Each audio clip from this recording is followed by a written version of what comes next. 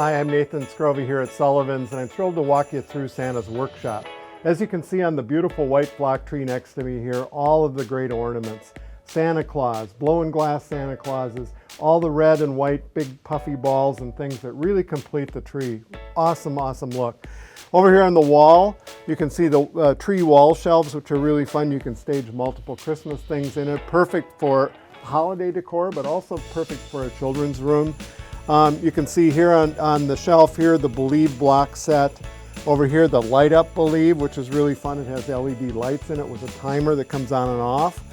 Up here, just Believe in the Magic of Christmas, fa la la la la. All those fun, really holiday signs.